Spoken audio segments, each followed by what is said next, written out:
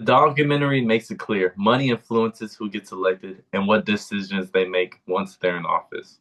This is a big reason why politicians don't always represent the interests of average Americans. It also features insights from politicians, historians, and activists who discuss their flaws in the electoral system. One of the most well known guests, Congresswoman AOC, who explains the role of money in political campaigns and how wealthy donors influence elections. Other experts include political scientists, journalists, and civil rights activists who provide historical context and real world examples of how voting laws impact different communities. Elbridge Gerry was a politician from Massachusetts who served as vice president of the United States under James Madison. He is best known for his role in gerrymandering, which is the practice of manipulating electoral district boundaries to favor a particular political party. The term gerrymandering originated in 1812 when, as governor of Massachusetts, Gerry approved a redistricting plan that benefited his own political party. One of the districts was oddly shaped, resembling as a salamander. A political cartoonist at the time mocked it by calling it a gerrymandering, combining Gary's name with salamander. This name stuck, and today gerrymandering refers to unfair redistricting tactics. Now, my favorite part of the film as well was the political scientists and the activists that they brought on that were very educating and interesting to me. Michelle Alexander, a legal scholar and political thinker, she wrote The New Jim Crow, which exposes how mass incarceration affects Black communities and leads to voter suppression. She argues that structural racism in the legal system weakens democracy, which I completely agree with. Also, Carol Anderson was a great political scientist that I was interested in. She's an historian and political scientist who wrote One Person, No Vote, which details the history of voter suppression in the US, particularly against Black and minority voters. Also, Lonnie Gainier, which she recently passed. She was a voting rights expert who argued for election reforms to ensure fair representation, especially for minority groups. She was one of the first scholars to propose alternative voting methods to fix gerrymandering and voter suppression. Now, a great activist I like was definitely Stacey Abraham, a modern voting rights activist who founded Fair Fight Action to combat voter suppression, especially in Georgia. She played a crucial role in increasing voter turnout in 2020 election, which is a proven fact as well in Georgia. That 2020 election, everyone came out to vote. Barbara Ransbury was also a great activist I liked. She's an historian as well who advocates for racial and economic justice, focusing on how political systems suppress minority voices. As well as Ben Jealous. He was a former NAACP president and voting rights advocate who has worked on expanding voter access and fighting discriminatory election laws. And I explain why I like these people because they matter and the reason we're America. So I'm gonna explain why they matter to me as a Democrat is because these scholars and activists have worked to expand democracy, protect voting rights, and fight against suppression and corruption, core values of the Democratic Party. Their work help ensures that every vote counts and that democracy remains accessible to all, not just the wealthy or powerful.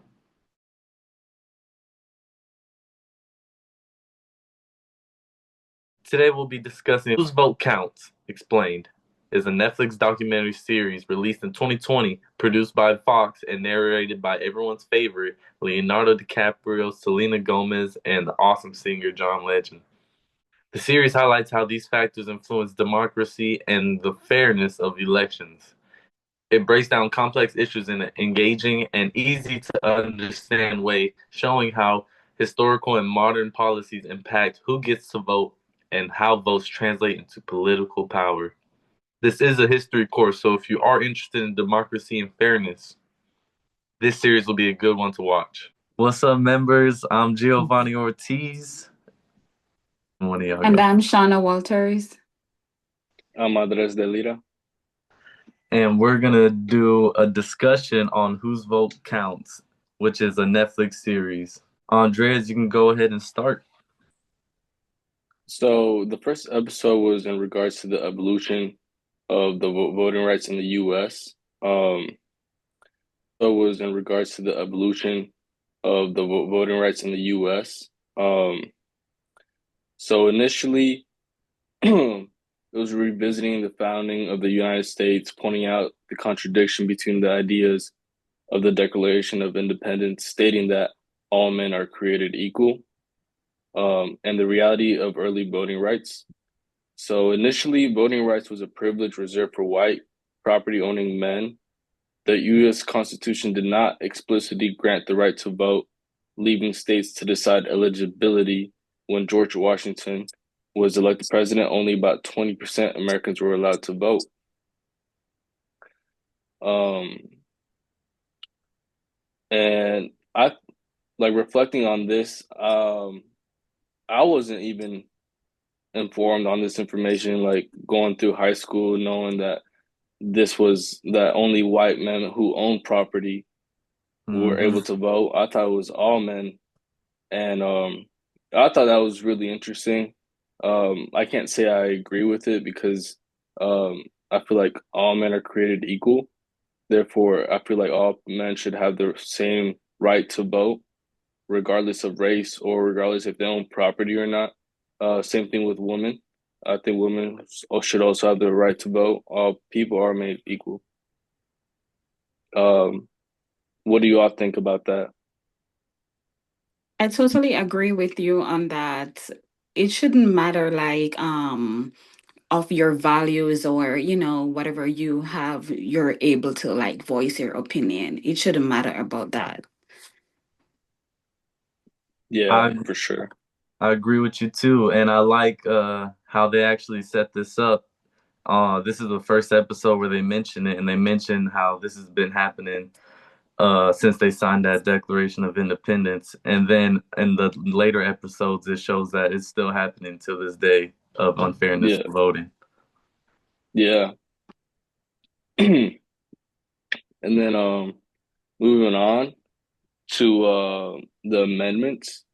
Um so pretty much so over time significant legislative changes expanding voting rights. So for example, the 15th Amendment in 1870 granted all black men the right to vote, but Southern states implemented literacy tests and poll taxes to suppress participation, which kind of limited uh, black people voting in the South.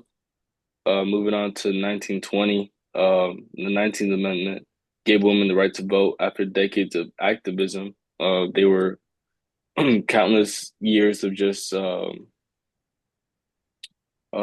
protesting their right to vote, finally got the 19th Amendment giving them the right to. And then moving forward to 1924, only 4 years later, Native Americans were able to vote, though some states still imposed some barriers. They made it kind of hard for certain Native Americans it was more restricted for them to vote. And then finally in 1971, giving us a 26th Amendment, lowered the voting age from 21 to 18, recognizing young people's role in democracy. These changes reshaped the electorate by increasing voter diversity, but still system barriers continue to restrict full participation. Um, so we see these amendments getting in place and doing significant changes, but there are still restrictions for these people to vote, which kind of doesn't encourage all of them to vote. And my take on it was just kind of unfair. I kind of like I see the changes and I see like the U.S. making changes, making it more reflecting more on all people are created equal, so they should all vote. But at the same time, these restrictions are also limiting, and it's almost like people aren't really considering that these restrictions are putting effect for people not to vote. Right. Well, what's y'all's take on it? I agree with you because there are so many restrictions, like just the cast of votes. So some people will not even be interested to like go through the process, just the cast of vote. Because for some states, I think you have to like register first and stuff like that. And it just take a whole lot of time to get registered before you go ahead and cast a vote. Yeah, yeah. That's a perfect example. Yeah, and going back to when you were speaking about the amendments, it's pretty nuts that I didn't know, and they mentioned in the episode how the 19th Amendment was in 1920, where they finally let women vote, and I'm like, dang, we waited that long. And Yeah. then also what you said about the 26th Amendment, how they brought the voting to 21 to 18. And that was Hmm. because you mentioned they were working in the office, but also they were also going to war in Vietnam, 18-year-olds, and they had no Yeah. right to vote. So that's why they also did it. Yeah. Yeah. That's a good point there, Yes, honestly. sir. And then so historically, voter suppression tactics have included literacy tests, poll taxes, and violence, primarily targeting Black voters in the South. So, like I mentioned, although the 15th Amendment granted Black people to vote, there were sort of these restrictions that made it hard for them to vote, even in the South. And so the Voting Act right of 1965 sought to combat these banning these discriminatory practices. However, modern suppression tactics included voter ID laws, which this proper this disproportionately impacted minority and low income voters. So they're kind of just impacting a certain class within those people who were restricted to vote or made it harder to vote. And then another one would be felony disenfranchisement, which affected actually a big impact of people, particularly um, low income families like Blacks and Hispanics. And then a third one would be polling place closures and voter roll purges. So some some places where some depending on the location, some poll polling places would have closures on unexpectedly, and those were primarily in low income communities, impacting those um, minorities. Therefore, they were not able to vote, and they weren't able to cast their vote in time. And yeah, moving on to, I mean, what these tactics did was they affected those without easy access to government issued identification. So people without an ID could not vote, although they were U.S. citizens.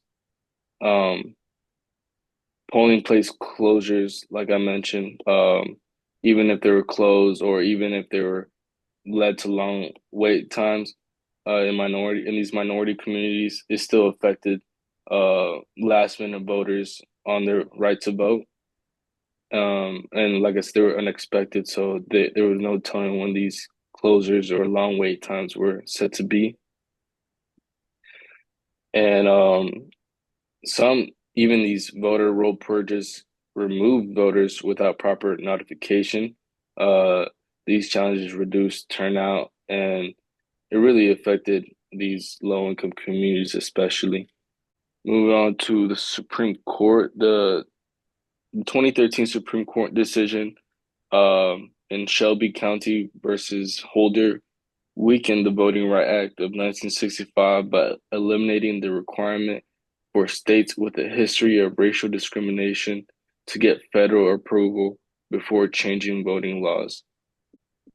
So, although the Voting Right Act persisted as for the federal government, the states now had um, an issue to the states now had the opportunity to bring back those restrictions and which implemented these voter ID laws and polling stations.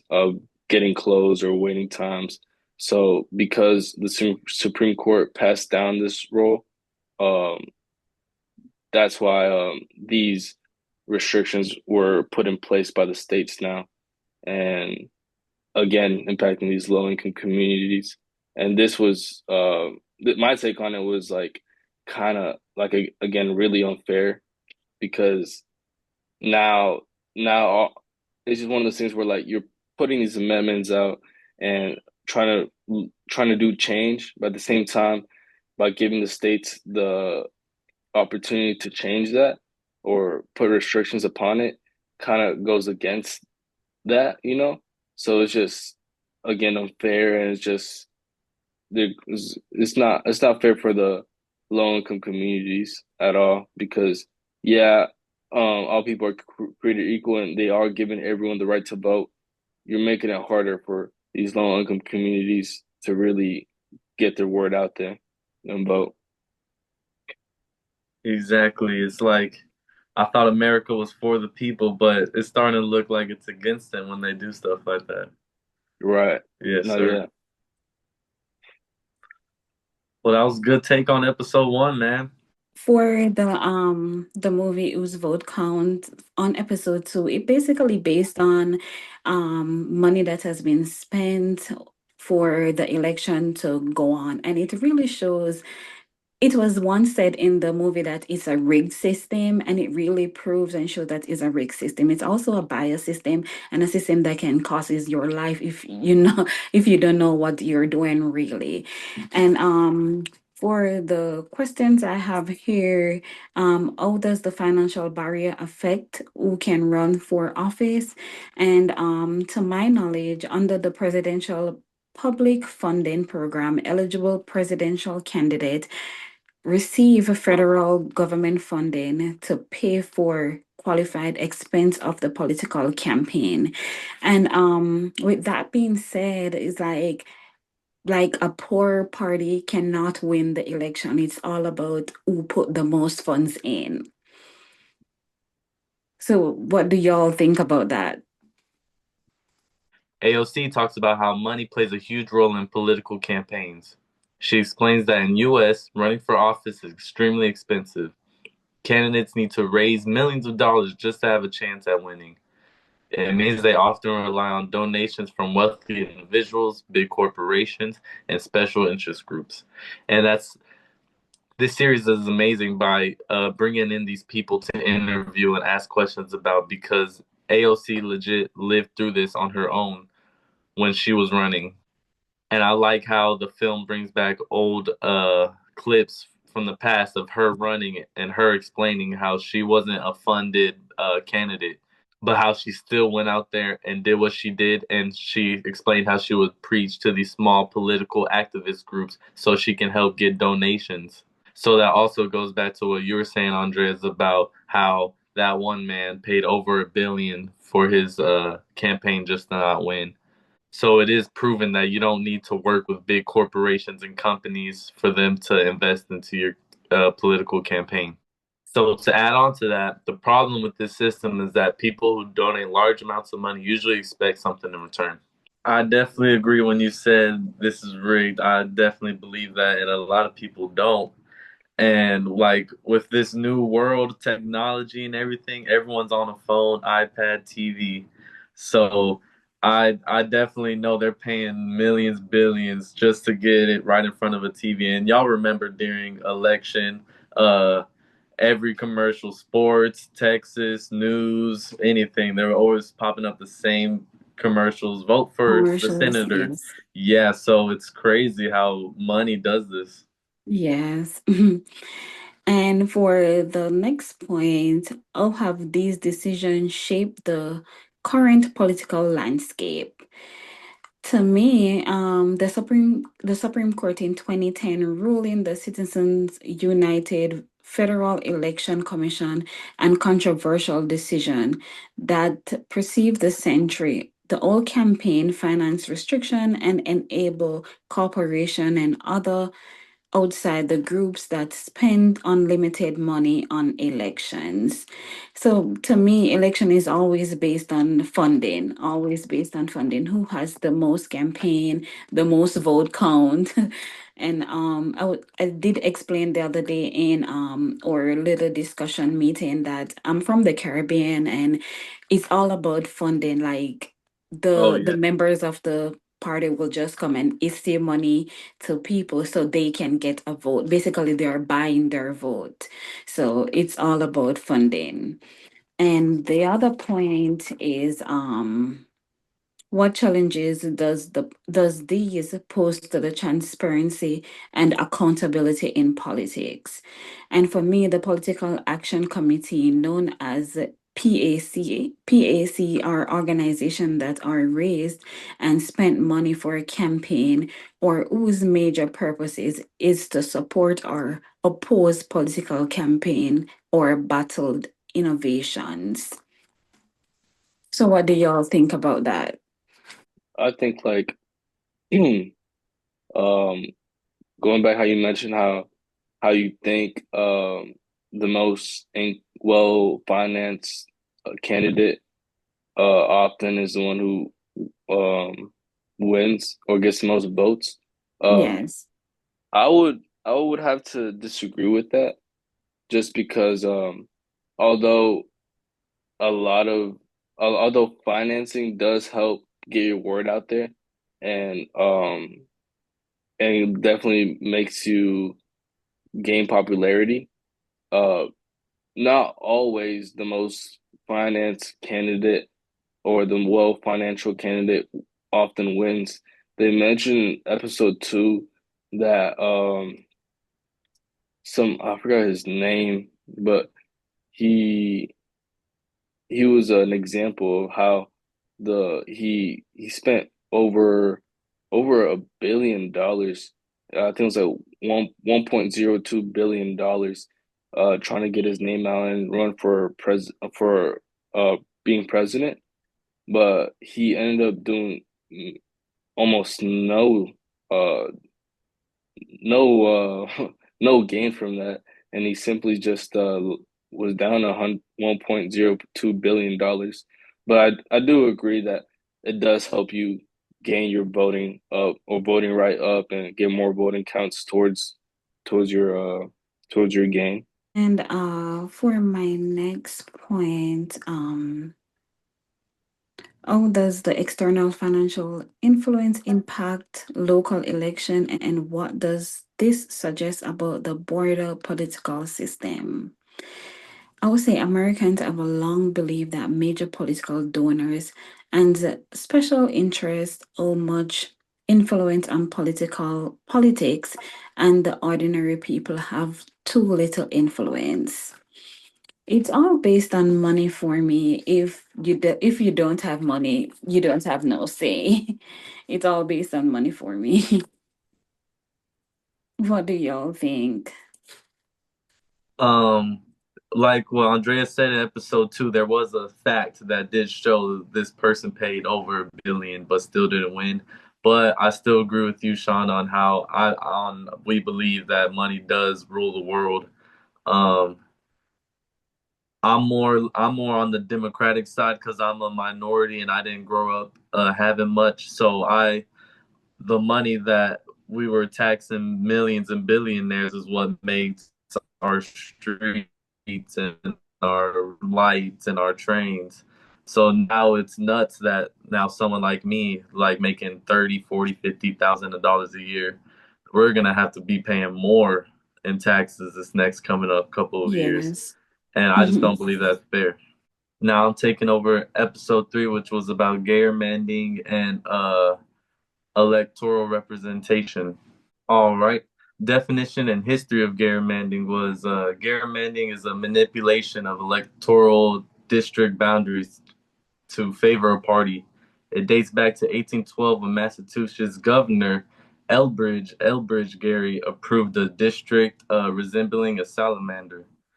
The goal is to maximize power by creating safe districts for a party, reducing competition. But that doesn't relate with one side because there's also partisan gerrymandering. Both Democrats and Republicans engage in this. Tactics include like packing, concentrating on opposing voters into fewer districts, and cracking, splitting opposition's voters into different districts to dilute their power. This undermines democracy by allowing politicians to pick their voters rather than voters choosing their representatives. Just like how in episode 2, they're just pushing money, money, money you can get on your TV screens, Yes. iPad, YouTube ad. Um, Episode 3 also explained the impact on policy and governance. Gerrymandering results in uncompetitive districts, leading to extracism because politicians only need to appeal to their base.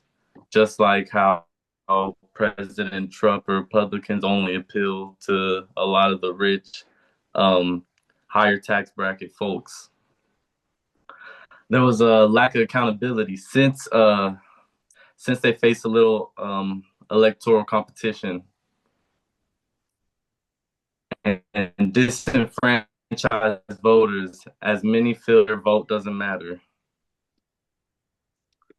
Episode 3 also talked about reform efforts. Some states have tried to combat gerrymandering with independent redistrict commissions.